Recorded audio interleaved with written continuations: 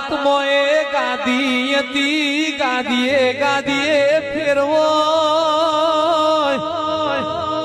ઓ પાવડિયા દુર્યોધન કે ગાદી મારી છે,